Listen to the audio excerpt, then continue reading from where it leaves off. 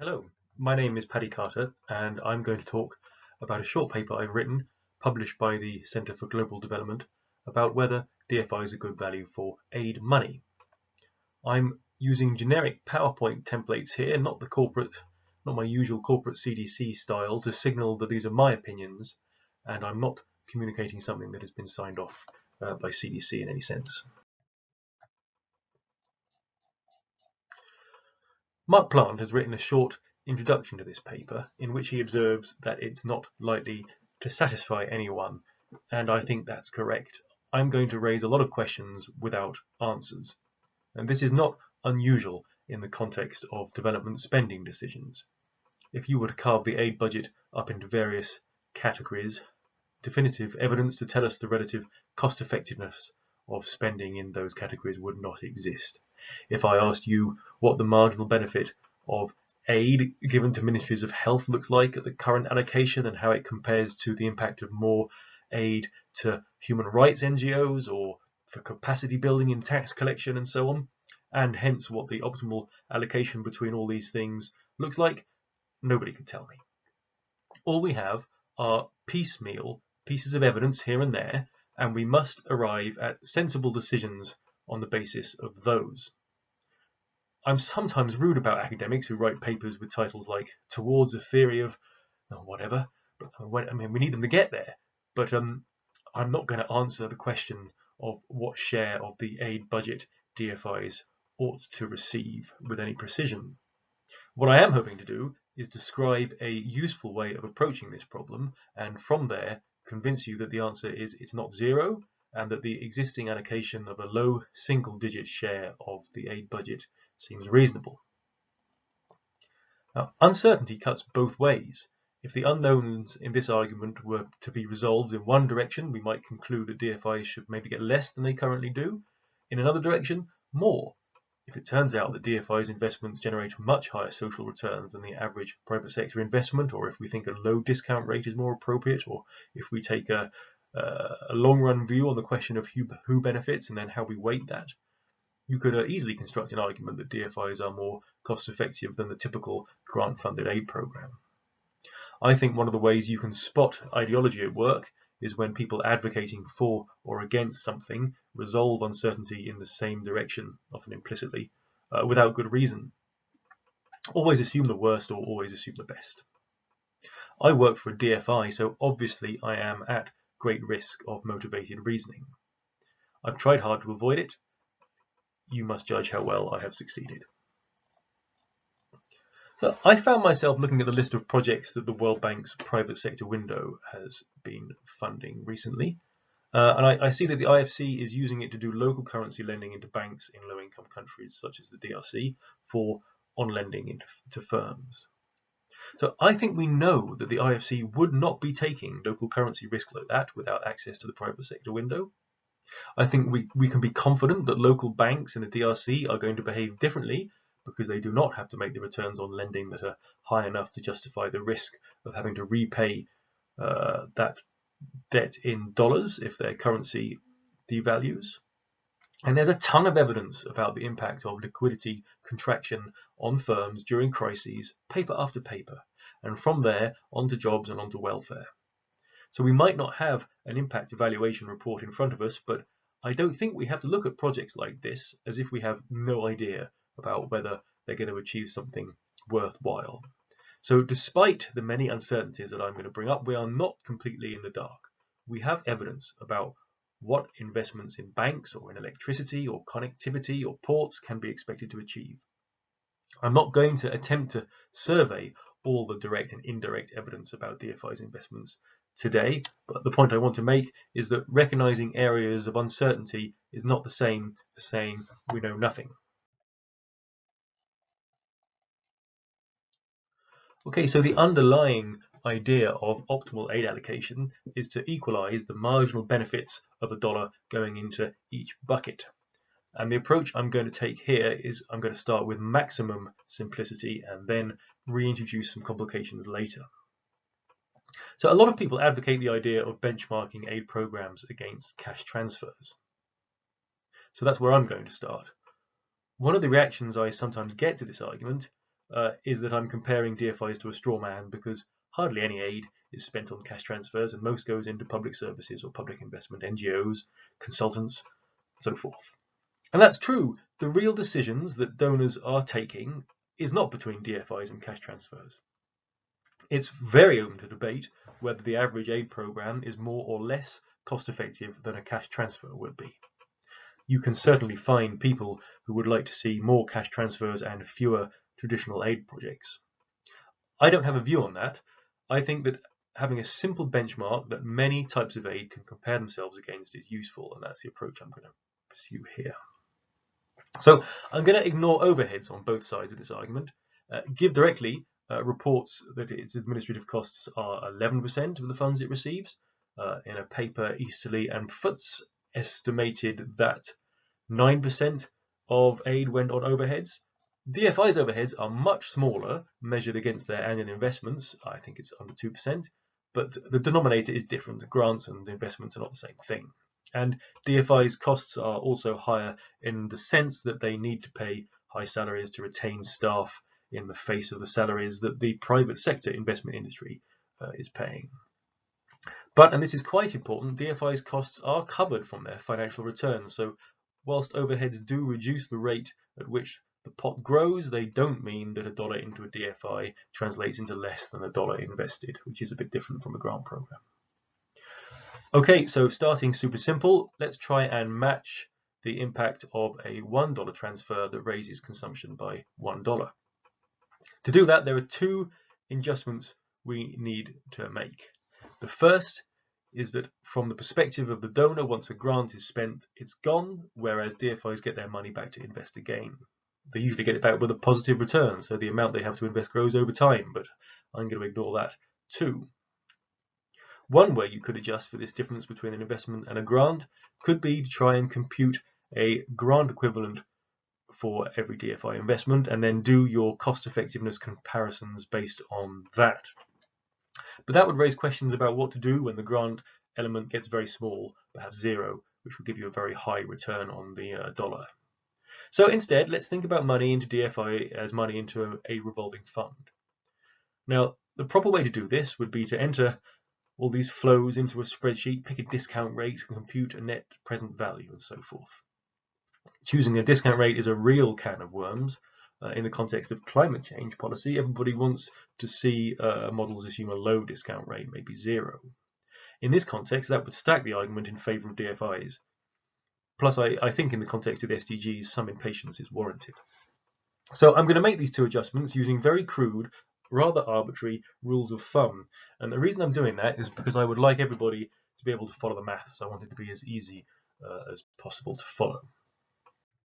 So here are these two adjustments. And what I'm doing here is replacing a sequence of investments that each generates impact over time, the net present value of which falls smoothly the further in the future we are, with two step functions where we value everything equally over some period and then value everything at nothing afterwards.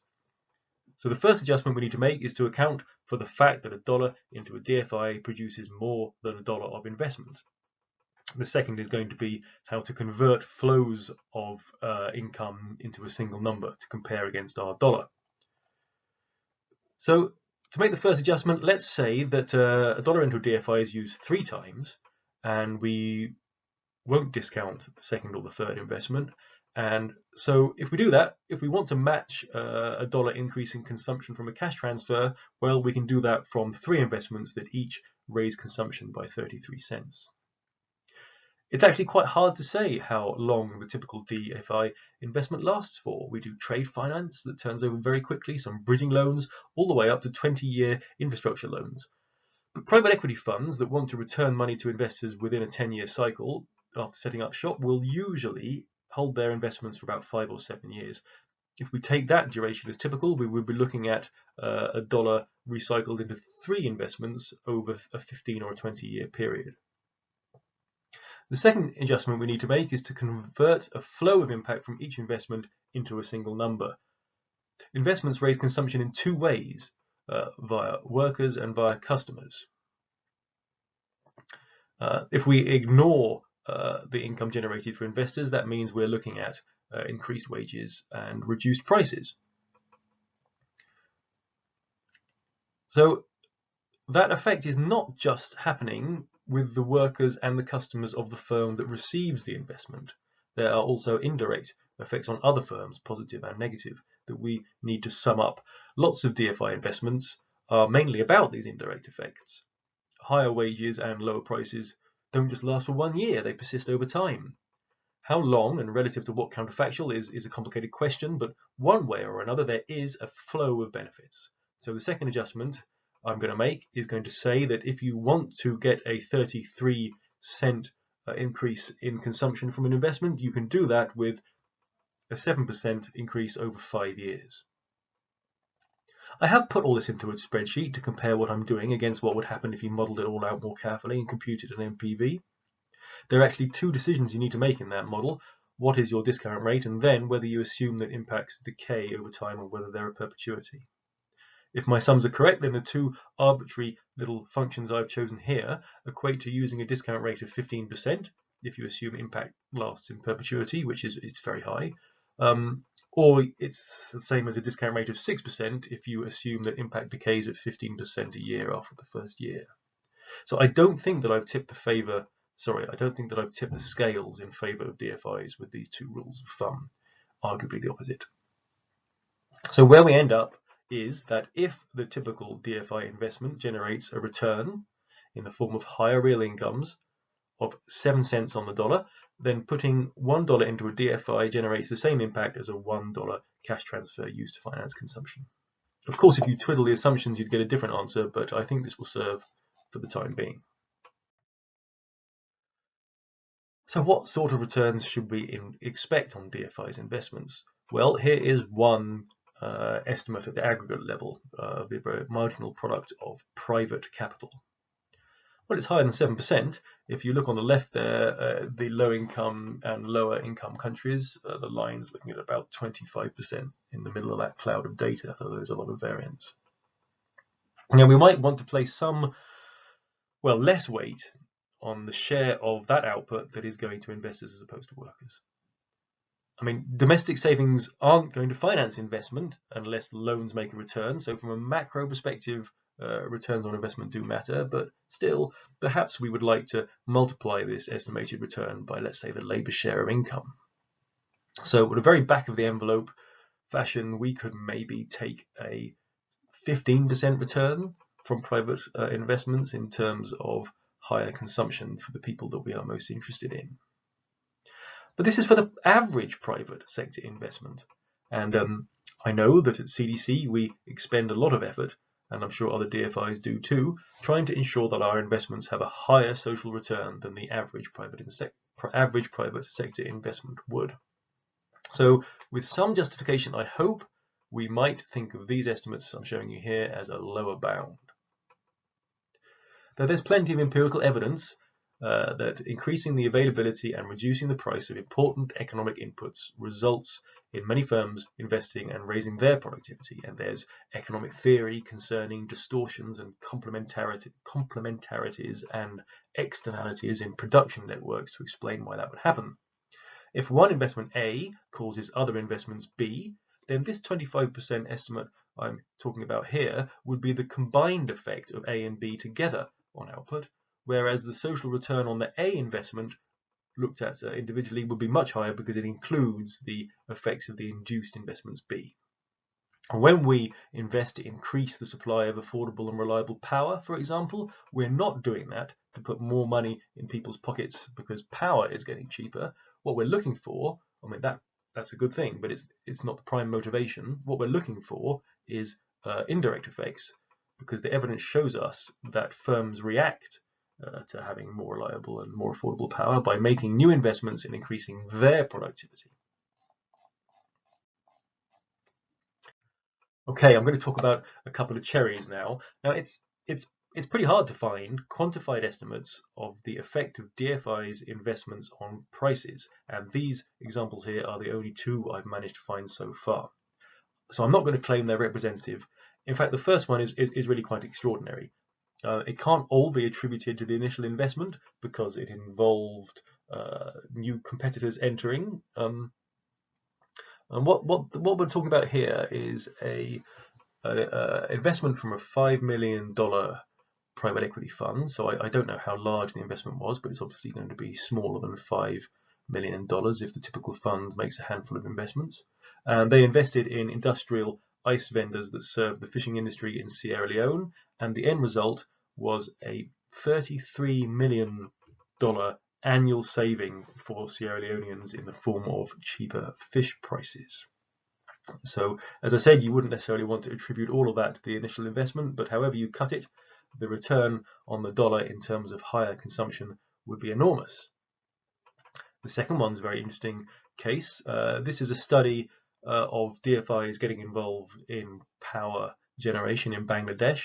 Now, these weren't competitively procured power plants, but the authors argue that the involvement of a DFI contained an implicit competitive threat in the sense that the DFI would walk away if they thought the pricing was egregious.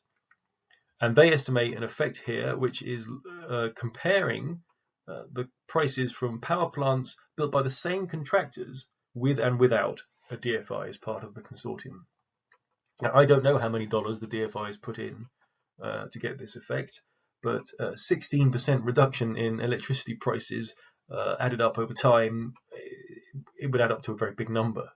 So I'm not claiming that every DFI investment looks as good as these two examples, but what I'm showing you here is evidence that what I'm talking about, investments increasing consumption by reducing prices, is real.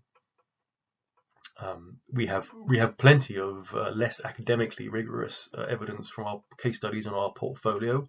I haven't talked about the worker side, but for instance, we have a worker survey from a services business that we invested in India, which told us that 80% of the employees were from the bottom 40% of the income distribution, and that their entry-level wages were on average twice what they were earning before they got the job.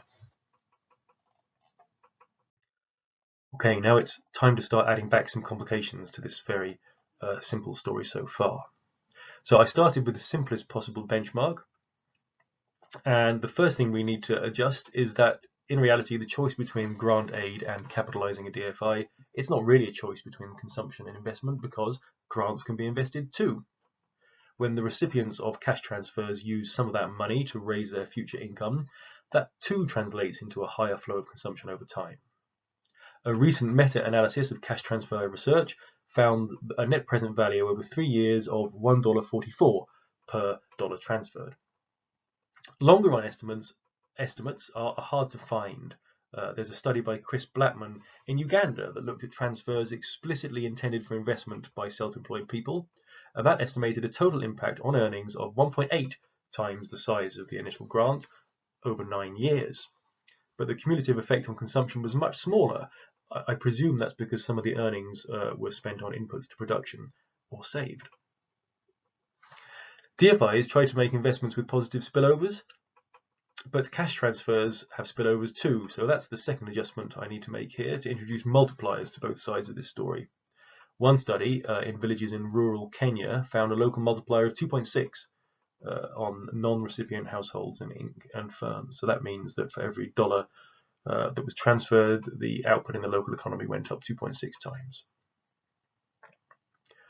Now, the income generated by investments from higher wages and lower prices will also have second round effects, but I think that whatever they are included in the 25% estimated return on aggregate data that I showed you earlier. Now, I'm not really sure how to combine these two effects. The multiplier in the Kenya study was not applied to the net present value. It was applied to the face value of the transfer. And I don't know how estimates from rural Kenya are going to compare to multipliers from other cash transfers in other areas. But if we double or treble our dollar transfer, the effect of our dollar transfer on consumption over time, then the 7% return that we would be looking for from a DFI's investment would get closer to 15 or 20%. And as an aside, of course, one of the most important uses of ODA is to finance public investment in infrastructure, and also things which I think are classified as government consumption but might be more properly thought of as investment, such as health and education spending. So I'm trying to stay away from a discussion of the cost effectiveness of aid more generally here and stick to my cash transfer benchmark. But it's interesting to note that in a 2015 paper called The Return on Foreign Aid, Dalgaard and Hansen reported a median estimated economic rate of return for individual World Bank projects of 19%. And then they also tried to estimate a return figure on aggregate data, and they came up with 20%. And if they're right, well, that compares favorably with cash transfer benchmarks in the same way if you accept the adjustments I have made to reach that conclusion here.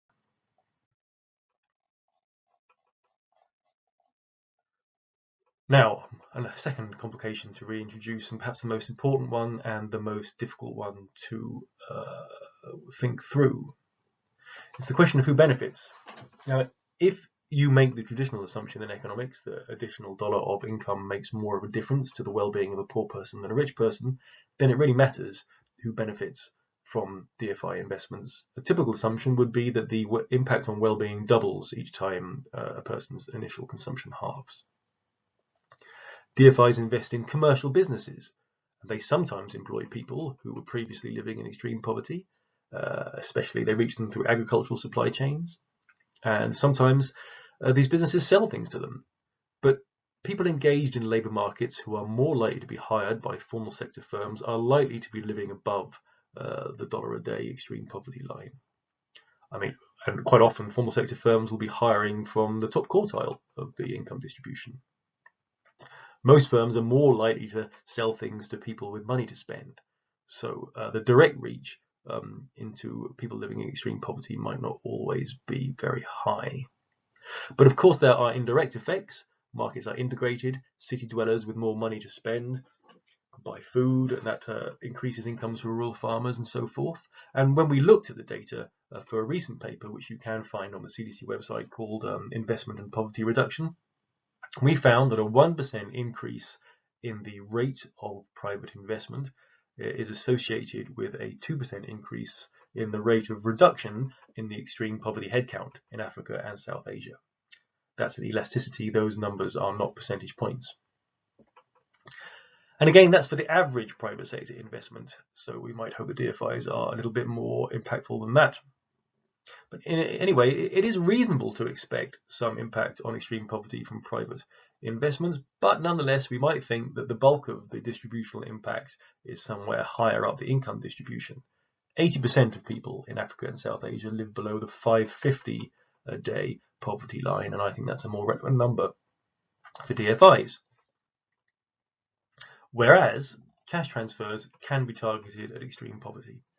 If the question is what is best at delivering direct benefits to people living in extreme poverty, cash transfers, or even better, the graduation programs of the sort pioneered by the Bangladeshi NGO BRAC, they're going to win every time. But very little ODA is spent on that today, and the question of how much money should be allocated to DFIs really needs conditioning on whether you're taking the existing distributional impact of grant-funded aid programs as given, or whether you can change them. I couldn't tell you what the distributional impact of actually existing aid programs is. About a third of ODA goes to least developed countries at the moment, and there's some evidence that aid tends to be allocated to better off regions within countries. Ryan Briggs is the researcher to read on that. But donors might want to use different tools for different jobs. Charles Canny and Lark Pritchett have called an excessive focus on extreme poverty as kinky development, which does not reflect countries' own aspirations for a much higher standard of living. If you wanted to allocate some share of ODA in a way that benefits people higher up the income distribution, and you have a tool that is suited for that purpose, then it would be perverse to complain that it's not reaching people in extreme poverty if that's not what you're using it for. And I can tell you that whilst CDC's shareholder, the UK FCDO, is pleased when we make investments that directly reach the very poorest sections of society in an efficient way, it's not putting money into CDC because it wants to target extreme poverty. It has other better instruments for that purpose. It wants us to make investments that contribute towards the process of sustainable economic transformation, and that's going to have a more broad-based impact across society. Another important ingredient to this argument is additionality. That's the question of whether DFIs increase the overall level of investment or whether they substitute partially for investments that somebody else would have done anyway. I think this question is never going to be conclusively answered. If you're interested in why not, forgive the self-promotion, but the paper you can see on the slide is one written I wrote with Nick and Raphael, and that explains why. Additionality is often seen as a question of whether an investment would have happened at all without a DFI, but reality is more complicated. Sometimes DFIs do things that commercial investors would not touch.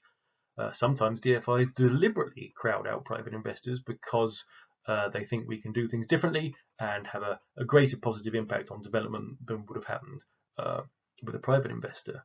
Generally, DFIs are trying to balance the risk of doing things that are not additional against the risk of failing to do things that would have been. Now, additionality, as I said, is an important unknown in this argument, and the point I want to make here is that we should not assume that overall additionality is less than 1 for 1. I've already mentioned how many of the investments that DFIs make, such as those in power or logistics or other essential inputs, are intended to indirectly stimulate further investment by others. DFIs also try to do pioneering things that will be replicated by others. DFIs try to get the local venture capital and private equity sectors off the ground. And of course, sometimes DFIs mobilize private investors directly into their transactions. There's a great paper by Giulia Lotti and Andrea Presbitero, which finds that for syndicated private sector lending by MDBs, they mobilize $7 private dollars for each public dollar. And they find no evidence that's coming at the expense of investment elsewhere. So I think that sometimes DFIs are likely to substitute for other investors and other times to mobilize them, and I don't know where it comes out on average. It's probably worth recalling that whilst the issue of additionality is most often raised about DFIs, it is not always an easy question to answer for other forms of aid either. There are cases of aid-funded projects crowding out local provision. Perhaps if it wasn't receiving aid, a government might allocate more of its budget to whatever aid's being spent on. It might build more of its own capabilities. It might even collect more tax. Personally, I don't believe these are huge problems for grant-funded aid programs. My point is merely that uncertainty about aid substituting for something else is present on both sides of this question. So here's a slightly different argument, which is about diversification. Although I wouldn't want to push this dichotomy too far, one might say that aid can do two things. It can help people directly escape poverty, taking their economic environment as a given. So that's things like cash transfers, but also agricultural extension services for smallholder farmers and things like that. Or aid can try to change the underlying economic environment, and that includes trying to build better institutions, improve regulations, and so forth. But it also means infrastructure, and it means more efficient, larger firms offering better jobs. Now, the fact that long-run poverty reduction requires investment in economic growth should not be remotely controversial. Former CGD fellow Lance Pritchard is good to read on that point.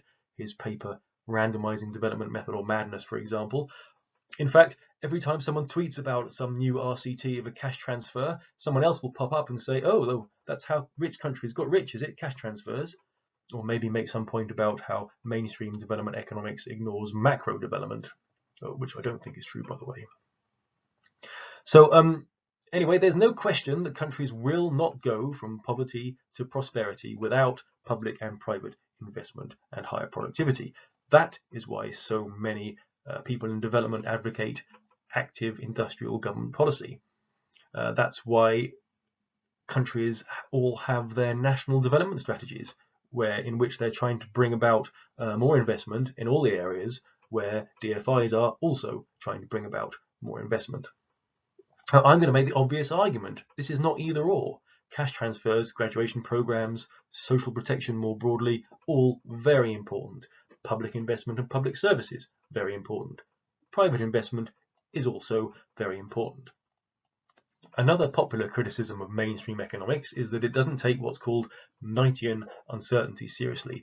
These are situations where uncertainty is so high you wouldn't even want to place a subjective probability distribution on all the different possibilities. Now, I reckon that we do not know which of the many things that aid can finance will ultimately prove to have been the most important for poverty reduction if you're taking in the short and the long run together. How do you choose policies in such a situation?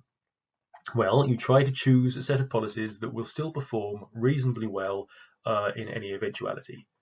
What you don't do is put all your eggs in one basket.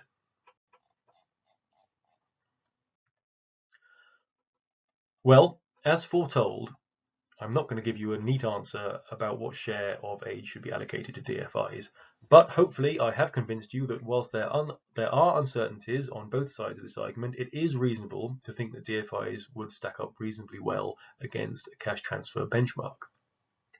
Something I haven't really talked about yet is what people in the countries where DFIs invest want.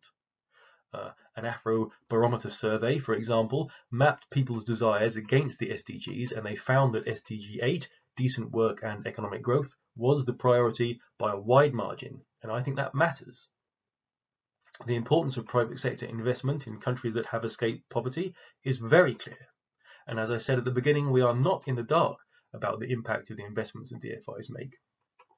Some investments may be too niche to have attracted researchers, but there is plenty of good quality empirical evidence showing large social returns from what I've mentioned before: power, connectivity, credit, logistics, and so forth. The NGO Eurodad reckons that about 2.5% of ODA in the world goes into private sector investments. It has been closer to 5% in the UK. I don't know what the allocation to CDC is going to be for our next 5-year strategic period, which starts next year. I wouldn't be surprised to see it fall. I think that a low single-digit share of aid is a reasonable amount to dedicate to investing in the most impactful private enterprises in low and middle income countries. Okay, well, that wraps that up. Thank you very much for listening. If you are interested in more about development finance, keep your eyes on the CDC website, where a paper I wrote about the economics of development finance is going to be published very soon. And please don't hesitate to get in touch if you've got any questions or comments. Thank you very much.